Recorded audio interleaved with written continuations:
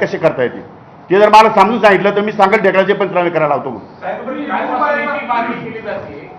राजीनाम्याची यानंतर तुम्हाला मुख्यमंत्री असेल किंवा अजितदादांकडून काही फोन आले का? काय असे की चर्चा तुम्हाला फोन झाले? प्रश्न असा आहे, राजीनामा देण्यासारखं घडलं काय?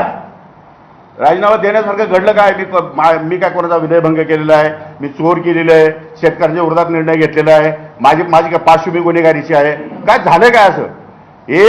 एक फक्त फोटो ज्याचा व्हिडिओ त्यांनी रेकॉर्ड केला विरोधकांनी, त्यांना तर मी कोर्टात खेचणार, अब्रू नुकसानीचा दावा पण दाखल करणार आहे. आणि त्यांनी जी माझी बदनामी केली आहे महाराष्ट्रामध्ये, एक तर मीडियावाल्यांनी काही एक टाकलं की त्या खाली लगेच प्रतिक्रिया यायला लागतात. आता माझा पाय तिरपा पडला, लगेच मीडियावर कृषी मंत्री यांचा पाय तिरपा पडला. अरे पाय तिरपा पडला म्हणजे कशामुळे पडला? खड्डा वाचवायला गेला की काय? बरं खड्डा वाचवायला गेलो सांगितलं तर तुम्ही लगेच दांडू घेऊन पाहिजे. खड्डा कोणाचा आहे? हा महानगरपालिका तुम्ही आदेश दिले का? हा रस्ता MSRDCचा आहे का? हा BNCचा आहे का? हा MMRDAचा आहे का? म्हणजे अशा प्रकारे उपप्रश्न अनेक निर्माण होतात. आणि एवढं करून मग खाली प्रतिक्रिया देणारे काय लिहितात?